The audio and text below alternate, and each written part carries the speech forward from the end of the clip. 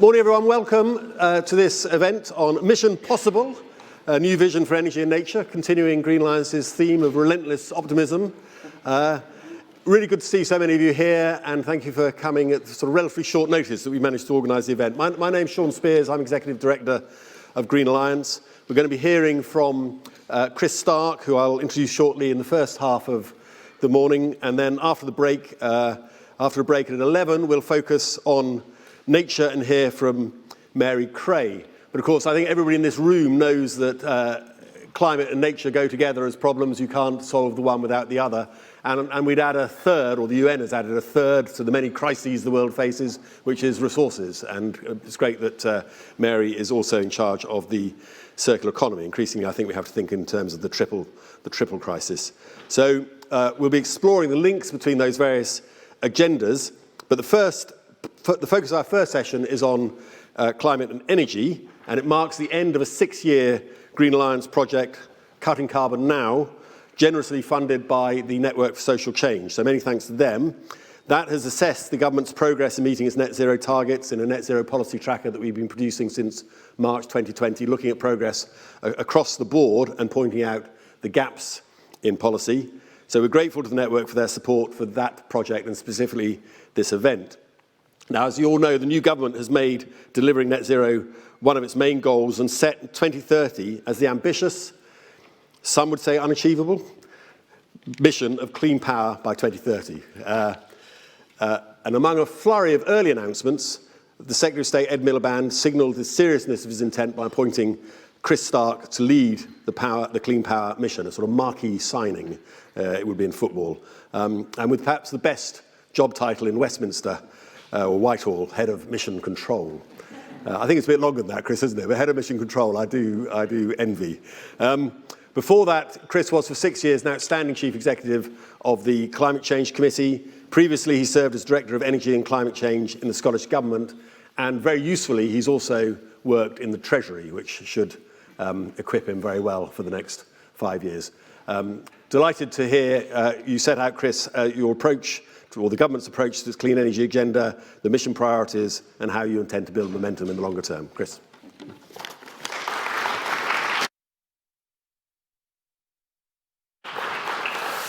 Thank you very much, Sean, and thank you all for coming out to see Mary Cray today. She's a great speaker. This is the first time that the department's let me out, so there's lots of nervous people back in the department wondering what I'm going to say. And I will not disappoint them. I just would like to start, I think, by just saying thank you for coming today, obviously, and very good morning to all these familiar faces, and many of you are familiar to me. Thanks to Sean and to Chris at the Green Alliance for this opportunity to come and speak to you. It's very nice to be back, and it does feel like that. But of course, I stand before you in now a very different role from the one I had back at CCC a few months ago. I'm now in government, not at the edge of government, and it's pretty thrilling to do this. I'm delighted to do it. I'm going to say a bit about why I'm doing this in a second, but maybe I'll start by saying something that might be obvious, but this is my first opportunity to say it in a room like this. I would not have made this move back into government if I doubted this new government's commitment to acting on climate. And acting on the advice that I was offering while I was at CCC. I think they knew what they would get when they asked me. So here I am, and let me start by reporting that it does feel very much like the momentum's back on this. For those of us in government, it's exciting again. And I'm so pleased about that. You can kind of feel the energy in the department, which is probably the wrong word, but that's coupled very obviously with a very desperate need to start making some progress on this stuff. And I won't talk too much about climate today, but we see with every passing week, really, the damage that the warming climate is now doing to lives around the world, including in this country, to the economy as well, and to nature. And I'm going to talk a little about nature today too. And that brings me to the need for a mission. And to mission control, and I can tell you today that that was not a name that I invented for myself. I wouldn't have chosen it, but good grief, people love it. I saw Colin Fernandez in the audience somewhere. He was at an event with me the other night, and I was showing the doll I was knitted. So I had I've never had a job with merch before, but I've had a key ring, and I've had a doll made, and there's been a few other things sent to me as well, some of them nice. But it's quite remarkable. And I think that's because it's sort of captured a feeling that people know that we need to do something like this. So I'll explain a bit more about what we're doing. But I believe passionately, actually, that just to step away from the climate and energy topic briefly, missions, if they're well selected, can really give governments what they need to act more effectively. You can't have missions everywhere. And mission is not just another word for priority. My mission is to deliver clean power by 2030. And that, I think, has all the hallmarks of a genuine mission. It's hugely ambitious. Now, a certain chief executive of the Climate Change Committee called it Herculean, and you may know him. It's measurable, and we will set out exactly what we mean by clean power.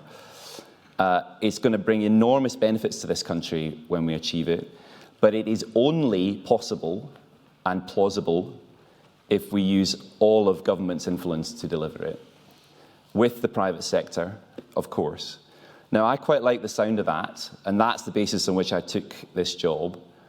But we must not kid ourselves. It is hugely challenging to do this. It is incredibly difficult, and we're going to need to move very fast indeed.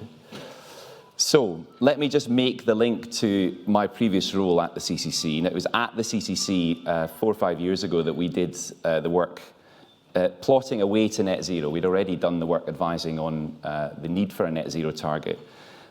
We then moved into one of the most amazing periods of my career, at least, was looking at how it could be achieved. We had 5 separate pathways for the country to hit net zero. All of those 5 pathways, different as they were, went through a point in the 2030s when we could call it clean power. And at the time, the government didn't have a target for clean power, and we felt it was important to set a clear date for that.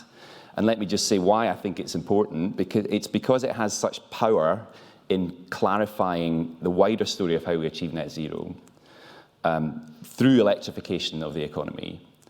Achieving clean power is one of the clearest messages to the people of this country and the businesses of this country.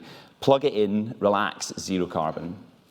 And that was why we felt it was important to put a date around it. Now, the more observant among you will have noticed that my recommended target while I was at the CCC was not 2030. It was 2035, which we felt to be a very ambitious target at the time.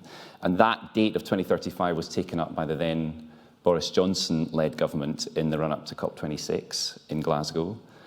Ed Miliband and Keir Starmer asked, I think, quite an interesting question, which was why couldn't it be done sooner? And I and a few others sucked through their teeth and told them, well, it might be possible to do it sooner, but only if you pull all the right levers in the right order. And they didn't blink at that. So we are going into this mission for an earlier date, eyes open, on the scale of the challenge, but clear, I think, that it can be done. And that's the kind of bold mission that I think I feel we can get behind. And it's so exciting to have that support right from the top of government, right the way to the Prime Minister, and that is new. So I think clean power by 2030 is, to my mind at least, amongst the most ambitious things across all of the government's priorities that they have committed to. And I also think it will bring enormous benefits to this country when we pull it off. And just to say, if it isn't clear, those benefits go way beyond climate. To the economy, particularly, we have a growth mission too. This is a very important part of that growth mission. It's going to spur new industries in this country, new supply chains in this country. We will land them here rather than somewhere else by acting quickly on this. It is also, I think, an investment prospectus for the whole economy. It is also a benefit to people. And I think it's the clearest way that we can push forward to reduce our import dependence on these chaotically priced fossil fuels, priced on global markets, of course, liable to price spikes. That is what has brought untold misery to the people and businesses of this country over the last few years. This is our way through that. And it's also an important benefit and message to the global audience.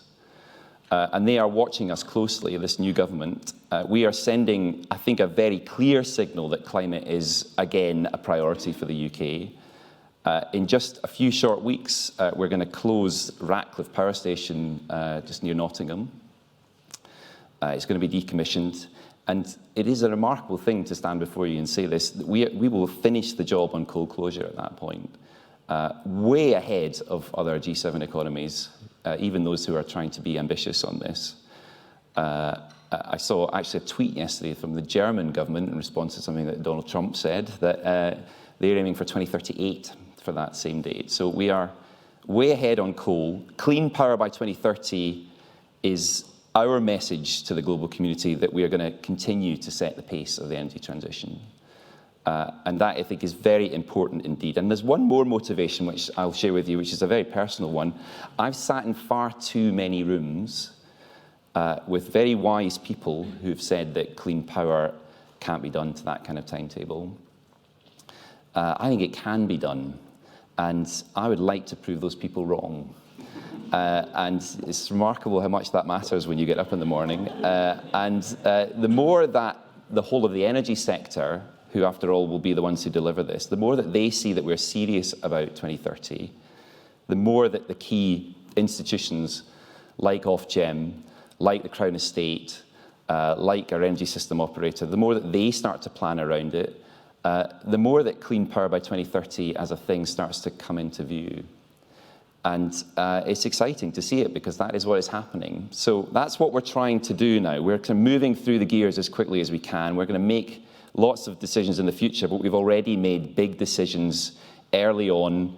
The Secretary of State's removed the onshore wind ban in England. We've maximised that budget for renewables in the first allocation round with the CFD and had a good result there. We've made some big decisions to consent big solar.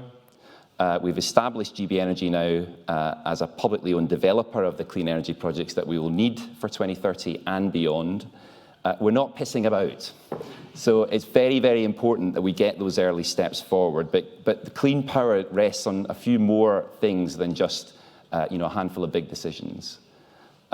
We need a plan. So we need a clear, integrated plan for the energy system that has the endorsement of the whole of the energy sector. And it is very important that we have that. So we have commissioned the energy system operator, soon to be our new NESO, the National Energy System Operator, to provide us with a blueprint for the 2030 clean power system and pathways to it. And they aren't hanging around either.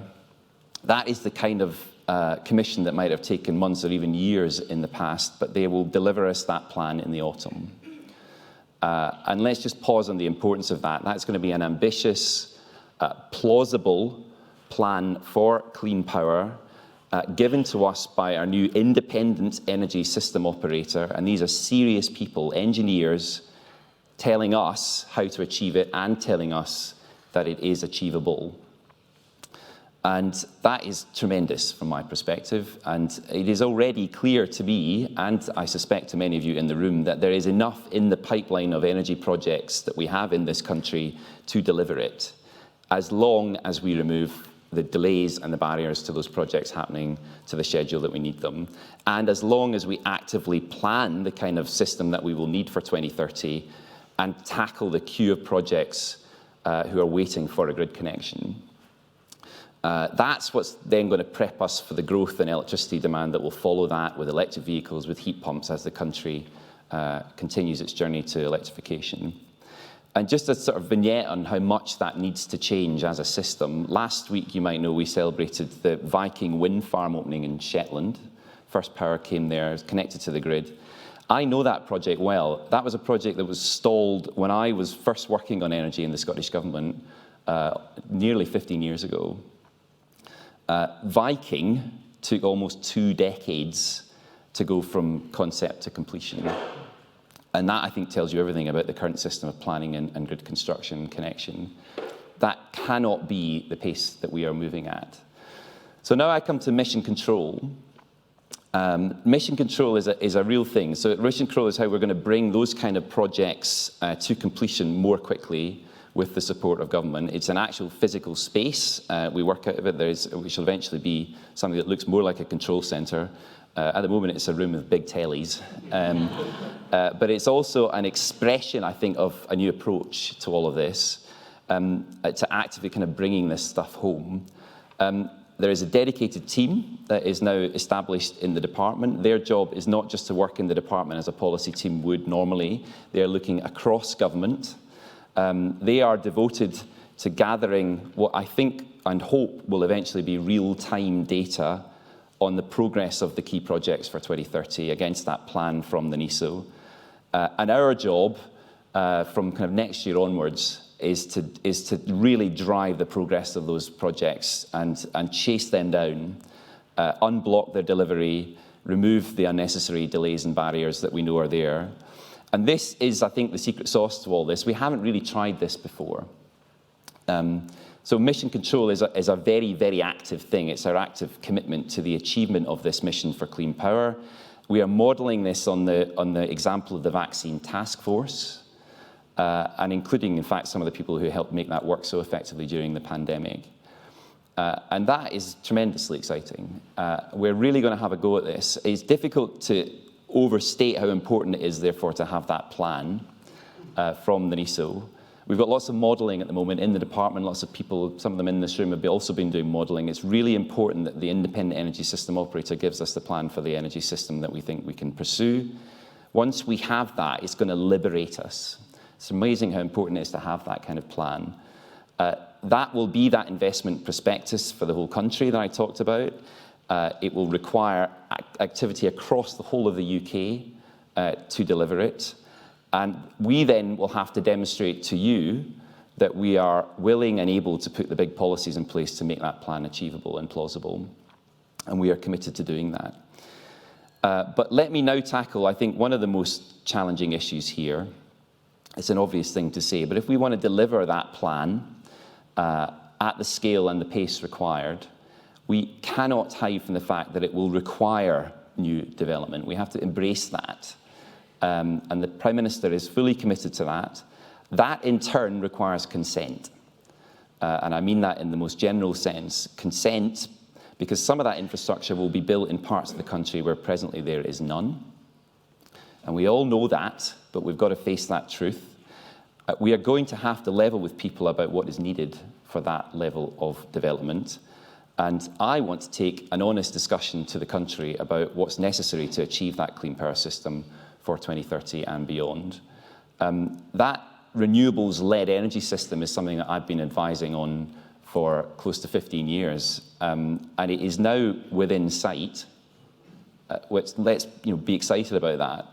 But it does depend on new infrastructure to take power from where it is presently not being generated to the parts of the country that needs it. And it is a very different energy system from the one that was planned around the location of fossil fuel reserves. It's been 60 years probably since we tried to rewire the country like this, and we're going to try and do that much more rapidly than anything that was planned just a few months ago, with the support of the key institutions to deliver that. And it is there. Now, very obviously, to do all of that, we are going to have to reform the planning system. That will be the key to cutting the time for the consent of the key projects, to slashing the very wasteful costs that there are presently in the planning regime, which makes it too slow and too inefficient to deliver what I've talked about today. And we have a vehicle for that. So the King's speech promised a new planning and infrastructure bill early next year. That it will be the enabler of the transition at the pace that I want to achieve it. And I suppose it's very important to say, if we miss that opportunity, it will also mean that we cannot achieve clean power by 2030, and probably a host of other government objectives. So we have to get that right. And let me also commit to this audience today, because I know many of you care about this, that we need development that is in tune with nature. That clear plan for clean power is what will make that possible. That's what I think opens up the opportunity of getting around the table to talk about the plan as a whole and agree a plan that is nature positive overall. That also requires mission thinking. And it also requires your active participation to make that happen. I commit to you today that we will have a strong voice for nature around the table to make that happen. That's something I'm extremely clear we need to do. It's something I'm also very passionate about. And let's also acknowledge the other side of this, that people can't be ignored in this. We also have to let them have their say. So we shouldn't cut them out of this discussion about that plan for 2030. We need to help the country understand what is being planned. We can remove this spectre, I think, that we're going to somehow carpet the countryside with wind farms and pylons. We are not going to do that. Again, a clear plan that you can look at on a map helps us level with the affected communities and work constructively to minimise the impact on those communities. Also offer those communities a clearer share of the benefits in that transition. And we need to define more clearly what that means for those communities and offer them a genuine community benefit. That, again, is very exciting. We haven't done that before either. And the benefits here are real. So clean power is obviously the route to lower emissions and lower climate impacts, but it's also the route to stable energy prices for the country. It will deliver us greater energy security, and it will deliver us lower bills. As we bring more and more of that clean power onto the system, we are displacing fossil fuel generation. But we also have a job to show how that will be done. So that will also come from us. We will demonstrate how those lower bills will be achieved. And it will happen because there's such a huge prize here. This will be the bedrock of the wider transition to net zero, of course. And that means clean transport, electrified transport. It means electrified heat. It means we can electrify industry. And that's the importance of going early on cleaning up the power supply for the whole country so that we are ready for the rollout of those very critical technologies which are already being embraced in other parts of the world more rapidly than we are seeing in this country. That's why I think it is the right mission. Those technologies that we will adopt as consumers over the next 20 years or so, they are a further investment for this country, but they rest on that bedrock of a clean power supply. And we have to make it appealing, and this is a key part of this too, we have to make it appealing to people to make those further investments in their lives. And that will happen, I think, if we can bring to life the really exciting story of a smarter energy system. And what that means is one where the demand for electricity more closely matches the supply of renewable energy resources. So when the wind blows, we heat our homes cheaply, we charge our cars when the sun shines, and we are also, of course, providing an opportunity for thousands of skilled jobs for decades to come in this transition by providing a clearer view of what that future looks like for the energy system. That is key, I think, and all of the work I did at the CCC would agree, that is key to the broad public support for this transition, which we have to earn. And I don't think it's enough, actually, to assert just the climate benefits anymore. I don't think that will get us very much further forward. We will only achieve this when we make it easy for people to make those kind of choices in their lives, because they want to do it. And it just so happens that those choices will also be good for the climate. And that, I think, is the way that we should approach it. So, just finishing off, that is the broad plan. We're going to have a Q&A in a second where Sean will ask me some more difficult questions about what's in that plan. But let me just finish by saying I know these are very grand aims, but they are entirely achievable aims. And I hope I rammed that message home today. That is why clean power is such a well-chosen mission for this country. I'm very proud to be in this role. I'm very proud of this mission. But I also hope that you'll give us the support that we will need to make this thing a success, and of course to make a success of Mission Control itself. And in time I'll invite you in to see Mission Control and you can have a look at what's on those big screens once we've put some data in there. So it's hugely exciting, but thanks so much. And let's move to questions. Thank you.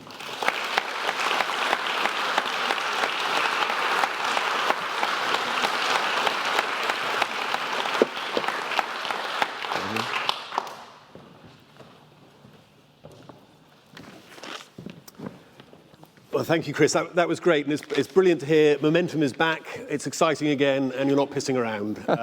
That's fantastic.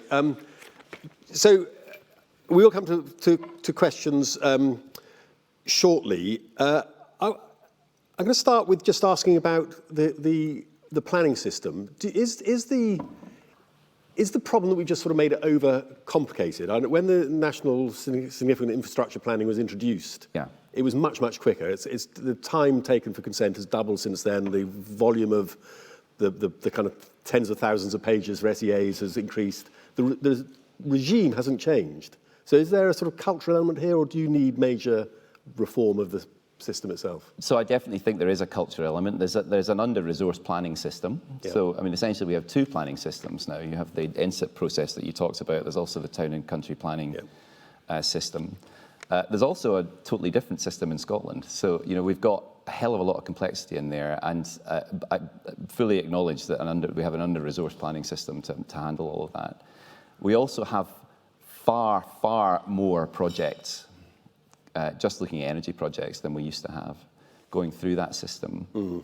Now that is a recipe for delay. So yes, I do think we need some reform to the system, which is the bill that we'll have next year. The other things that we also need to do, and this is another important aspect of this, is we'll have to make conscious and active decisions about which projects we want to see develop quickly, so that we, to use the technical term, repopulate that grid queue.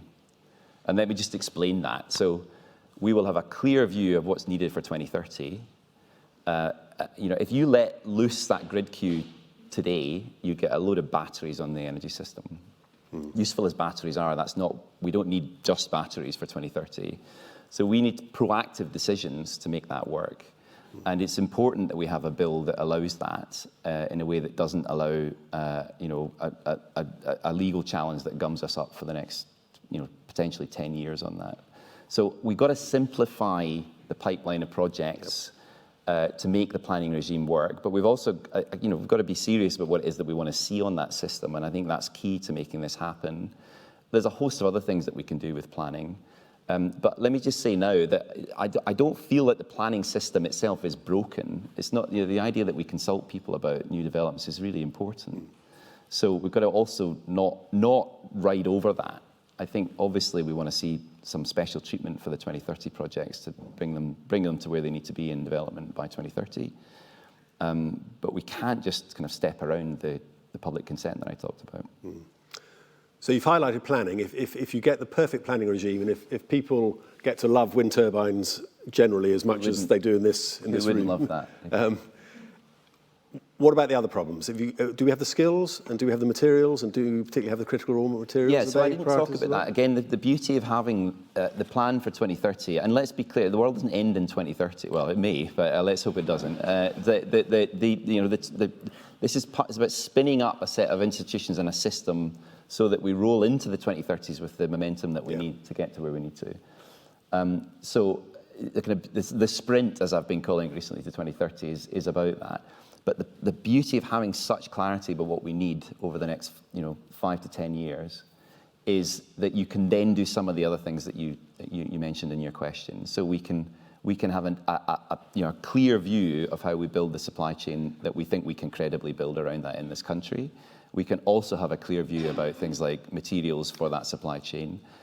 Workforce issues are going to be a major issue in this. We're talking about, if you just look at the network projects that we will need to develop across the country, we may need to make some really bold decisions there about how that's done. The civil engineering that's required just to get that done requires literally thousands of people in every corner of this country. And having that plan allows us to support the civil engineers themselves in planning that workforce. You can train up over the next 2 years the right skilled workforce for that when it's clear that that's going to be developed. So that's the excitement of it, actually, is that you can do that set of things that we've always wanted to do with the clarity about having something that you need to develop by 2030. Do you have a sense? Do you know where we're on track to now, or where we're on track to on the day of the election? Is it 2052? I heard. Is that?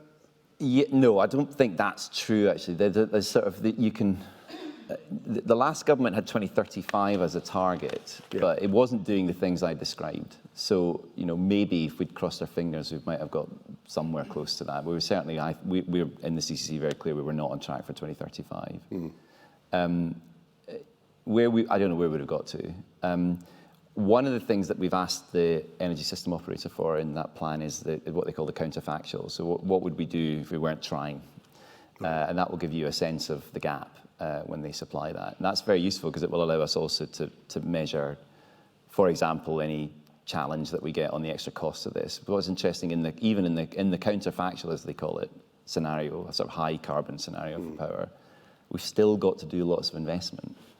So, these are big assets on an energy system that have to be replaced. So whichever way you turn, you have to make those investments. And that's why I think 2030 is not going to be this huge cost to the country. It sort of buys you a much more stable system for not that much extra investment. So even if you weren't going for clean power, you'd have to replace the system that was ailing, and that's never really factored in. Ratcliffe Power Station would have to be replaced. Yeah. What in terms of I'll come to questions from the floor in a moment, but in terms of your priorities, it may be a silly question, but there's a whole lot of stuff to be done to kind of get the grid infrastructure in place and the renewables, but then there's the last 20%, which is the really difficult bit that we're not clear how to do. Yeah, I mean, absolutely right. So I would say we can overly focus on the last 10%, let's call it that, because I think I can get you to 20 quite easily. And be very clear that I think if you only focus on the 10, it looks really hard, but actually the challenge is the 90. Yeah. So that's very much our outlook going into this, and obviously we're learning as we go along. We're going to get from the NESO a range of scenarios, I suspect, all of which we can call clean power. But let me be very clear with you, clean power means that there will still be gas on the system. And we did that work in the CCC. It's very important because that gas essentially is a reserve. Yeah. It's the answer to why we won't have blackouts. It's when we have a period of weeks without wind, which is very rare, we will still have that gas fleet to spin up. But the point is we won't use it for many hours of the year at all, and the emissions from that are tiny. Yeah. So we could go further, and in time we will, but the extra cost of doing so isn't worth it. So that is part of the clean story. I'm actually more interested in the question more broadly of how you push gas off the system. Okay. So the economists call it the merit order, which is basically the order in which you bring power onto of different types of generation onto the power system. Obviously, you start with wind. You've got the nukes there.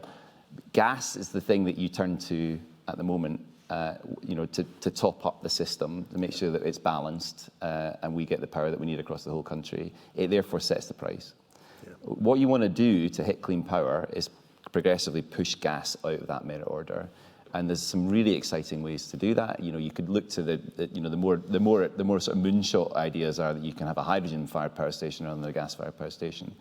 But we have more mundane ways of doing it too, like having more pumped hydro storage on the system, developing what we call long-duration energy storage and long-duration flexibility solutions. They are the things that you can turn to instead of a gas power station, and they can be developed quickly. So I think that's the key, actually, is that you bring more of that onto the system, and the flexibility generally in the system, Laura Sands is in the audience, is as much about those things as it is at the consumer end, how we encourage people to use their energy more flexibly. And that is about price signals. Plug in your car, it will charge when it's cheap. That also helps in driving gas off the system because you can match demand and supply more obviously and use that wind and solar resource when it's available. And when will gas not set the price? I don't know the answer to that question, but it's pretty soon if we bring as much renewables onto the system as we need. Great. So we've got about 20, 25 minutes for questions. I'll do one journalist, then one non-journalist. Adam, you say you are, and then... Good morning, it's Adam Vaughan from The Times. Thanks for doing this. I just had two questions, Chris. You talked about levelling with people about infrastructure needed for the sort of power system you're talking about. Do ministers need to be more upfront that delivering your goal will mean more pylons? You use a slightly more euphemistic infrastructure, but obviously it is more than just pylons, but that's what I get a lot of emails about, is pylons. And secondly, do you see it to be Mission Control's job to counter misinformation on reaching this goal? I'm thinking, for example, you talked about big solar being consented. Yeah. The day after Miliband consented about, 1.4 gigawatts of solar, not a crazy amount. No. There was a hysterical headline about UK food security being at risk, which clearly it wasn't, and yet it was on the front page of a newspaper. So I wondered, is that part of your job, or is that for other people to do? Very good questions, Adam. And the second of those I'll deal with first if I can. So, no, I don't think it's our job to maintain. I mean, I quite like to do that job, if I'm honest with you, sort of maintain an information rebuttal unit. But that, we'll do, of course, the department will continue to do some of that. But I'm going to plough on, actually, because I think those crazy headlines don't make sense to me. It's more important that I get focused on the task. Do ministers need to be more upfront about this? Almost certainly that's true, yeah. I mean, but I don't know that Ed Miliband is one of the people who's ducked this. So the Secretary of State is very clear that we will have to make this development, as is Keir Starmer. So the Prime Minister has also made the same statements. But it's very important to make this point again. We're not going to be carpeting the country in this stuff. No doubt there will be communities who are affected by this, and we have to be honest about that. It is important that we did it. We have done this before as the country. We did it in the 1960s when we listed the last kind of rewiring of the country and built the national grid that we have now. And it's quite interesting to look back at how that was handled. And for a while last year, I was presenting some of the adverts that were in Country Life magazine. They were just very clear on what we were doing. Very clear on, it was at that stage a wholly owned national endeavour. The CEGB, as it's called, was rolling out this the new high voltage network. But they were very clear that there were hard choices here, and those same hard choices exist for this. So, again, the beauty of having a plan is it will be obvious the very small parts of the country that are affected. Thanks. Lady there, and then I'll go to Helena. Hello, it's Victoria from Sky News. So I've ruined. Another journalist. You're sitting in the wrong place. Your order snuck in there. Sorry. I wanted actually to ask you about biomass and the decision that we're expecting on further subsidies. Is the government stuck between a rock and a hard place? It's not really desirable to reconsider whether biomass is in fact renewable, and what do you and when you're on the CCC you did advise that subsidies should end, so what would you say now? Thank you. So the present subsidy regime will end in 2027, and you're absolutely right, there's a question about what follows that. Now I can't sit here before you with an answer to that because I don't know what it is, so but absolutely there will have to be a decision about what we do about unabated biomass. The challenge is that we've got to get to a world where we're using biomass more effectively, and that we can't turn that on immediately. Now, I wish that we were in a position to have what we call power BECCS, bioenergy with carbon capture on the chimney. We can't have that today. So you're right, there's a challenge for us to get to that world. But I don't know what the Secretary of State will decide on that, so I won't mislead you on it. And you're right, my advice at the CCC is in print. It is very important for me, though, that we reach a decision on that for the benefit of the plan. Right? We need to understand with clarity what's going to happen there. Sorry, when you say use it more effectively, You need to talk in the microphone because this is being recorded. So, but you also shouldn't really have supplementaries. But anyway, really quickly. That's a good question, though. Yeah. when you say use it more effectively, does that mean less? Not particularly. I mean, if you're using biomass with carbon capture, what you get is removals, basically, as we call it, one source of greenhouse gas removals. It's not the only way of doing it. But of course, that relies on being absolutely sure that the supply of biomass is as sustainable as it can be. So these are all important factors. So I have plausible deniability because I genuinely don't know what we will decide on it. Great. Can people who want to ask questions put your hands up? So I've got some idea of how many. Oh God, there's loads. Okay. We'll take them in threes if that's okay, Chris, and then you'll have to just do sort of superficial answers. Have to write. Kit there, and then Charles Hendry behind. Then we'll go to Helena Horton. Hi, Chris. Is that working? Yes. I'm Kit Stoner from the Bat Conservation Trust. It's so exciting to hear the ambition of this plan, and also very reassuring for us to hear that you want a nature-positive system.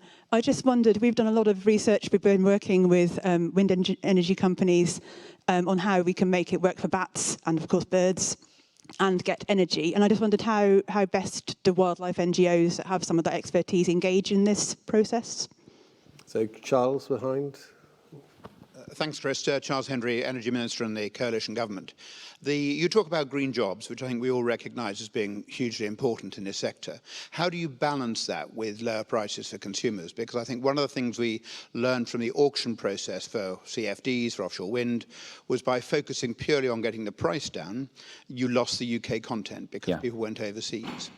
How do you then rebalance that so you actually still get the benefit for consumers, but you also get the jobs? It's just take those two and then we'll go to... My pen doesn't work, so you're going to have to write this down. Bats, jobs. Yeah.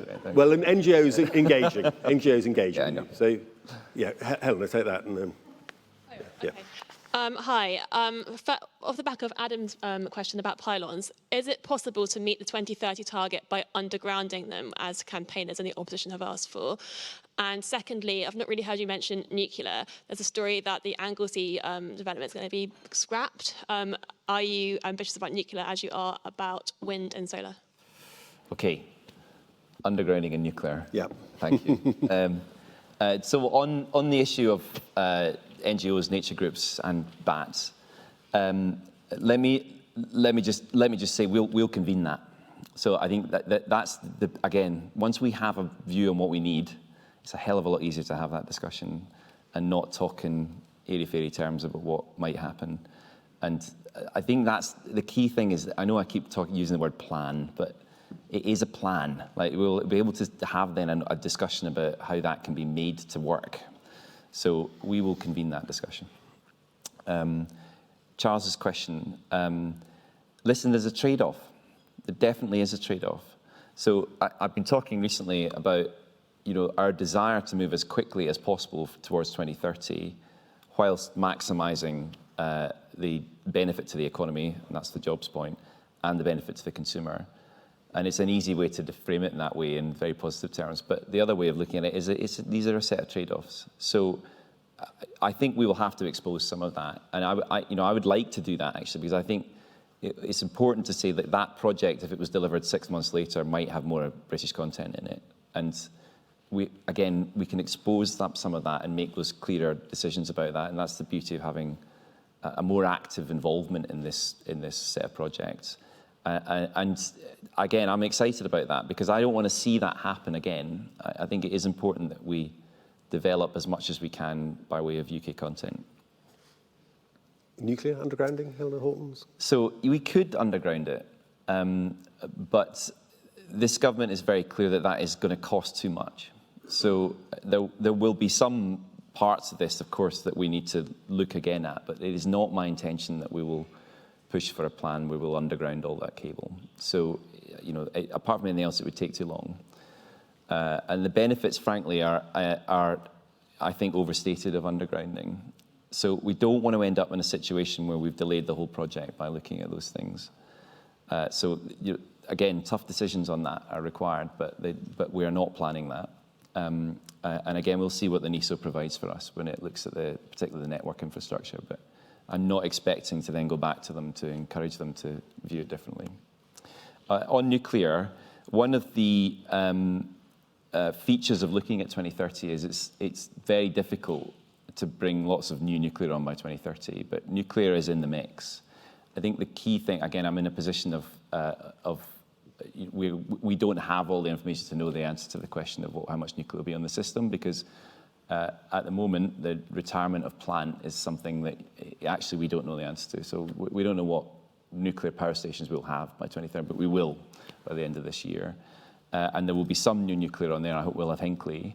And there is sizable beyond that. And the Wilfer project is still in the pipeline as well. So again, we will have not just a 2030 plan, but we'll also look beyond that on a slightly longer timetable. But that is also a system plan for out to 2050 is coming following the 2030 one. Thank you.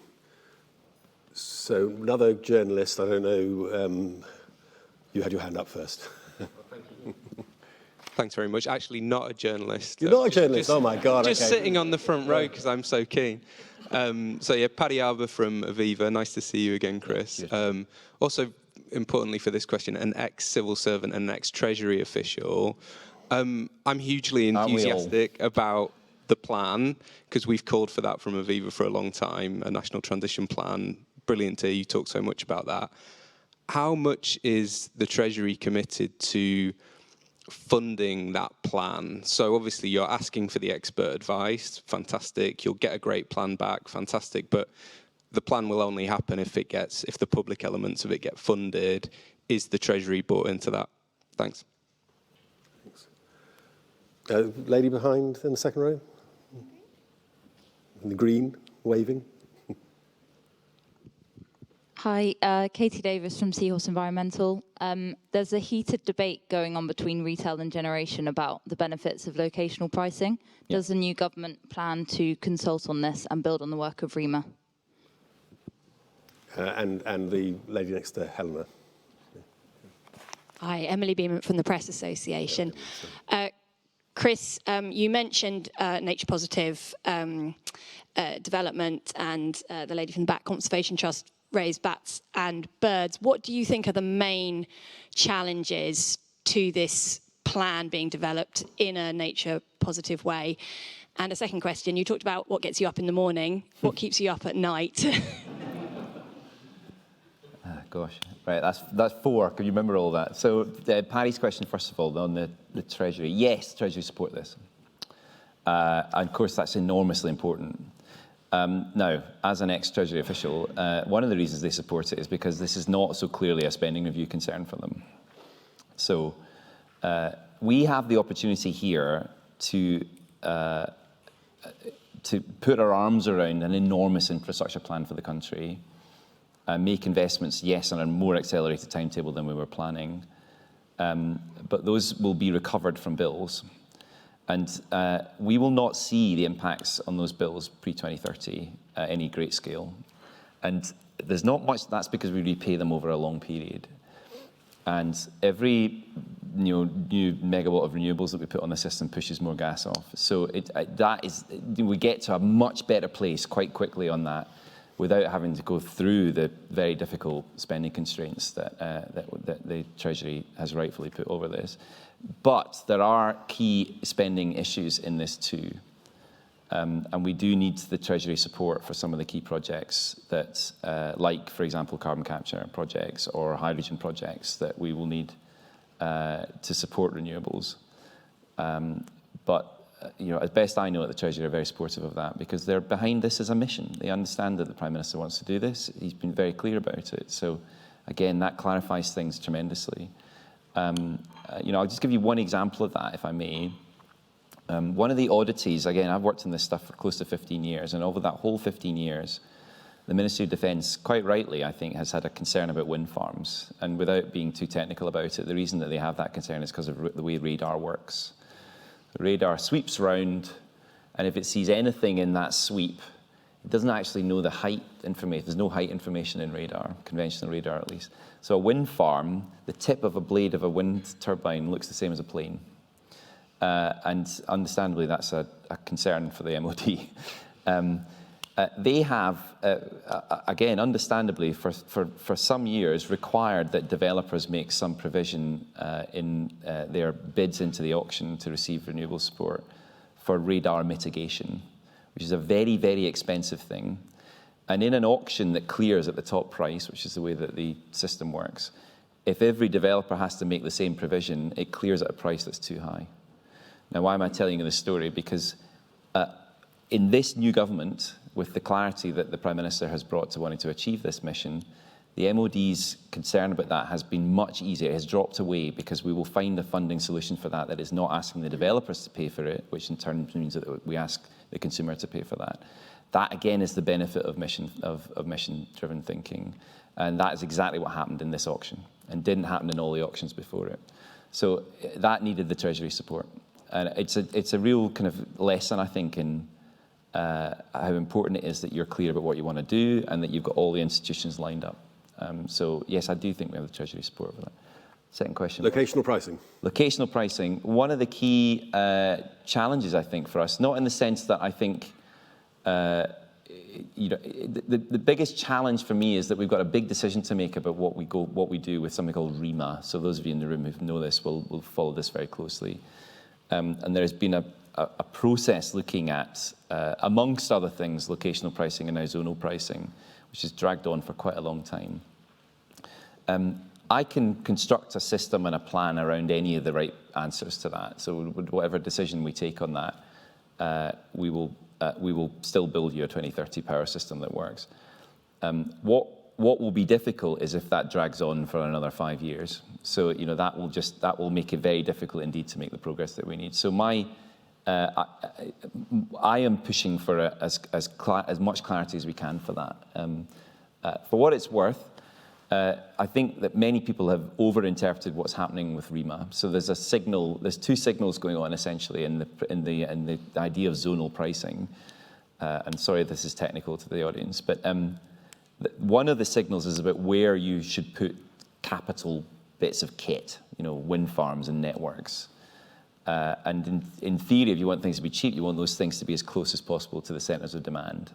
So you put, a wind farm in Regent's Park if you could. Not something, by the way, you'll see in that plan.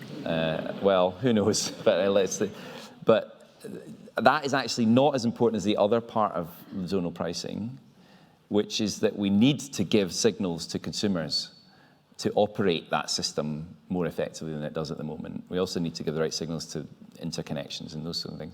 So what does that mean?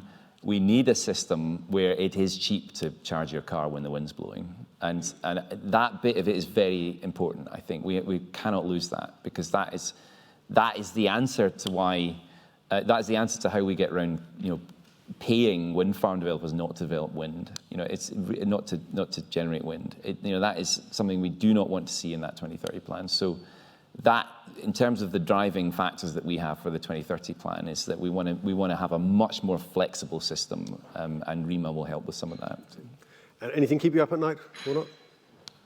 Lots of things keep me up at night. So at the moment, I have a flat in London that doesn't have any mains water. So so I think a lot about getting up in the night for a pee, because I can't actually flush the toilet.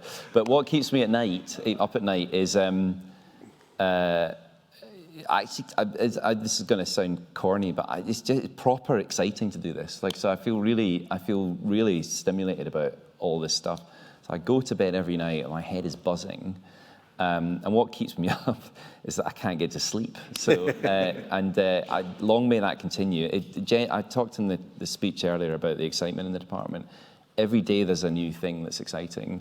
And yes, there's lots of challenges here, but that sort of positive feeling about it is what is making me feel every day that we are actually going to achieve this thing. But we've got 3 or 4 minutes now. I'm going to go to this side of the room now. There's a lady at the back in sky blue, who won't forgive me if I don't call her. Thanks, Sean. It's Libby from Green Alliance. Bearing in mind how Herculean you acknowledge that the task is, surely the best way to be able to deliver clean power and to do it affordably, to achieve security and to have fewer arguments with communities, is to need less power. And so I think you've touched on demand a little bit, but I wonder if you could talk us through how demand-side measures are going to factor into the plan. Yeah, so is that part of your role? Yeah, and I'll just knock this off immediately, because I completely agree with you. There's an awful term in my circle of negawatts, not megawatts, and you won't hear me say that again. Dustin Benton coined that term. Dustin Benton, there he is. You should leave now, Dustin, because it's a dreadful term. But it's absolutely true that it's absolutely the cheapest way to handle decarbonisation. Now, 2 things on this. As we electrify, we use less energy, because the technologies that we will be using will be electric, and they're just much, much, much more energy efficient than burning a fossil fuel and losing most of that energy, primary energy, through heat loss. So the biggest energy efficiency comes from electrifying and using electric cars and heat pumps rather than petrol cars and gas boilers. But we also need to have a focus on demand reduction. And yes, the plan that I talked about will have that within it. So essentially what I'm expecting from NESO is across all of the key challenges, actually, renewables, flexibility, demand, essentially we'll get from the NESO an envelope to hit. And then it will be over to us to demonstrate how we're going to do that with policy. Great, thank you. And man in the second row, back for the back, and then I'll go for another journalist. In fact, I'll go for both journalists at the end. You're going to have to give really brief answers, Chris. Yeah, promise. Hi there, yes. Jonathan, Fuel Poverty Action. I was delighted to hear you're talking about bill savings again, committing to that. Obviously, the £300 by 2030 seems to have gone out the window. what number are you now working to on your big screen emission control for bill savings? And the related question is, how do we avoid building an energy system that has greater inequality in pricing? So based on location or based on whether people have an EV, which you keep referring to. Obviously, a lot of people don't have EVs. People with EVs already get cheap energy. They're on cheap tariffs. People on Economy 7, things like that, are paying very high prices. So how do we avoid having, massive inequality of energy? Thank you. Do you want to take that quickly now? Very quickly. 300 quid, as far as I'm aware, hasn't gone out the window. So that is indeed the number we're working to. But we'll have to define that, I think, more clearly than we have. So yes, but and we'll have to do that. So full commitment on that. EVs will be cheap. So they're not right now. And that is, I'm afraid, a natural part of technology development. But we're already at the point where you do have some cost comparative new cars. There's also the second-hand cars. So that is one aspect of this transition. We don't need everyone to have an EV right now. So the part about building the system is that, we do, by the time we get into the 2030s, need to make that a mass market technology. And there are other mass market technologies. They all need to come down in price. Heat pumps is another. I don't want to see that kind of inequality.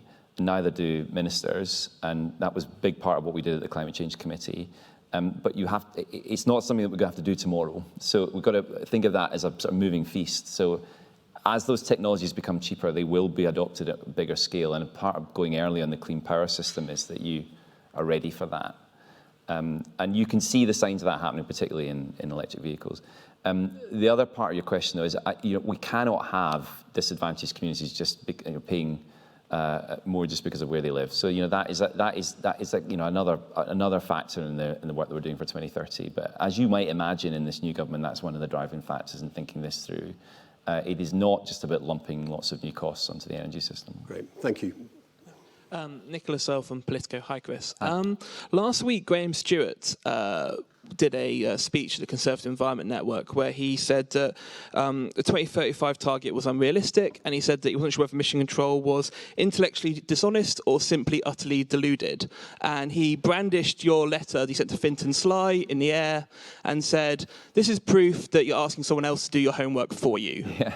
Do you actually have any idea how to get to 2030, or are you asking Fintan to do all heavy lifting for you? Great, thank you. And then I'm in lousy chairing. I'm going to give you the last question of the Daily Mail about Starmageddon, their headline yesterday. What would you say to pensioners losing their winter fuel allowance because they're seeing that they're losing money, but there's money going towards electrifying and decarbonising the grid? We're talking about, I know, they're losing 2 billion, and 2 billion is going towards Great British Energy. What would you say to the pensioners why it's worth them making the sacrifice? I think that might be a question for Ed Miliband. Me take it if you want. Yeah, no, and to be clear, I'm not a politician, but I'll have a go at it. Well, listen, Graham Stewart and I got on very well, so I'll have words with him when I see him next. I certainly, we're not lacking a view on how to hit 2030, not at all. If anything, we've got too many options, actually. And the point about asking the NESO to provide that plan is not that we don't have it, it's that we need the energy system operator itself to embrace it. So I think the fact they're willing to do it is the exciting story. So it's not, they could easily have said no. And that is a clue that these serious people who actually run our energy system think that they can provide that plan for us. Now, I have a very strong sense of what will be in it, but it is an independently produced piece of work, and it will matter that they are the people who produced it, and that's why we made the request of them. It also matters that we didn't give them a couple of years to produce it. So they are willing to do this work. It's incredibly interesting and stimulating work for them to do it, but it's also a lot of work for them. So the fact that we'll get that in the autumn is probably the clearest sign that this whole set of institutions that I talked about is now moving at a different pace. Graham Stewart's one of those people I'd like to prove wrong. What would I say to pensioners? I mean, this government's making a series of very difficult decisions at the moment, including what we're doing on clean power. I wasn't party to the decision on that. It's happened in the Treasury, of course. What I would say about my particular bit of this government's programme is that this is actually, this will be part of the story of how we address the concerns that you raised in your question, Colin, that the kind of energy system that we develop with clean power by 2030 will be better for bills. And no doubt there will be more tough decisions to be made that are not so clearly about clean power. But the kind of energy system that we need to develop that protects us from the price shocks we've seen recently is exactly why we're doing the clean power mission. Great, thank you, Chris. And in that speech last week, Graham Stewart also said, kind of, good luck to the new lot. I struggled with all of this. It's really difficult. I think you set out really clearly what's going to be different in terms of the structure of government and the clarity on the mission. So it's been really encouraging to hear you talk about that, about the benefits of people, about the importance of getting consent, but also just getting the sense of excitement that actually we can do this, and this is not only necessary but doable and will benefit everybody. So, been fantastic speech. Thanks for all the answers as well, and good luck. Thank you, Sean.